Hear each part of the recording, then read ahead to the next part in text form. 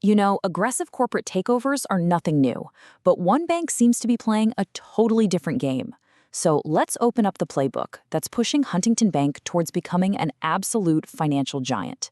We're going to break down the exact strategies they're using for this massive and, what's surprising, really stable expansion. Okay, first, let's just wrap our heads around the scale we're talking about here.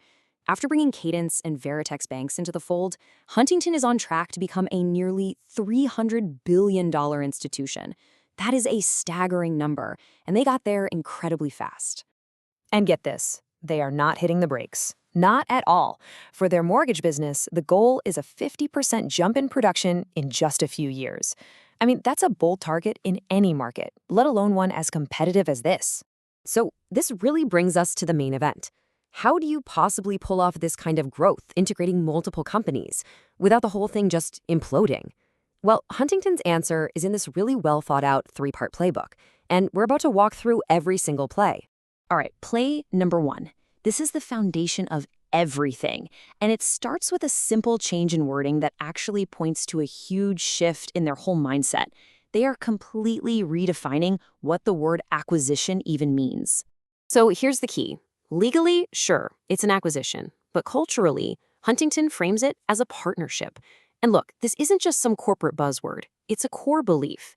It means they're not just there to swallow another company whole, but to actually learn from it and build something new, something better, together.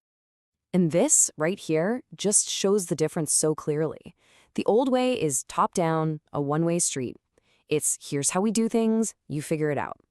But Huntington's approach? It's more like a collaborative workshop, where they're looking for the best ideas from both sides. The goal isn't just to assimilate, it's to evolve. That's a huge shift from dictating to co-creating. And this commitment is made crystal clear by Carolyn Gorman, who's Huntington's mortgage director. She basically says they're fighting the urge to just force their system on everyone, and instead they're focused on building a new, better process from scratch with their new partners. So, if play number one is the philosophy, play number two is how they make it happen on a human level. I mean, you can't scale this fast without having a bulletproof plan for your people. Let's see how they do it. You see, Huntington's confidence in handling this crazy growth, it doesn't just come from some new tech or system.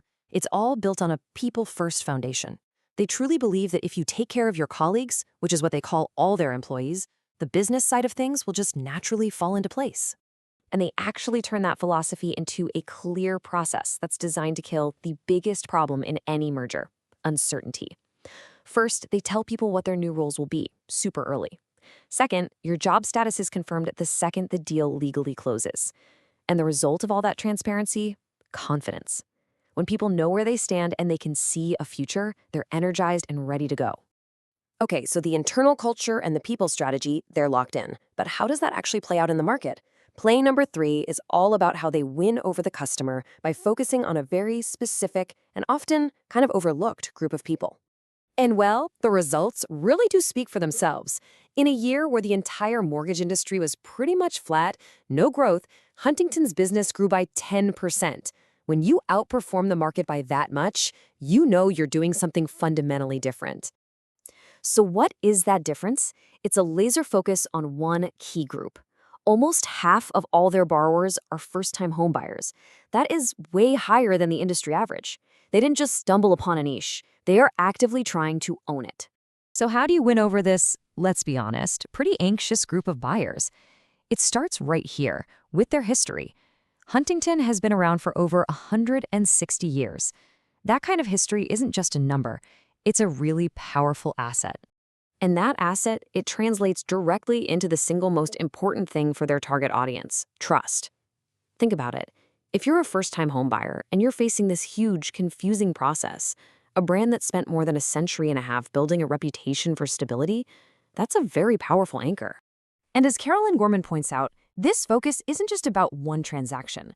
By really taking care of these customers at such a huge moment in their lives, Huntington is building relationships that last a lifetime, and that creates this powerful engine of referrals and long-term value. So we've seen the three core plays: partnership, people, and customers. What's the common thread here? What's the one element that ties this whole playbook together? Well, it all boils down to one simple but incredibly powerful idea. The ultimate secret sauce for Huntington is the human connection. You can see it in how they treat their new partner colleagues with respect. You see it in how they build trust with nervous first-time homebuyers. Every single part of their strategy is designed to make that connection stronger. And that leaves us with a really fascinating final thought. As technology and AI automate more and more of our world, Huntington's success kind of suggests that a deep, real focus on the human element might just be the most powerful and maybe the most lasting competitive advantage there is.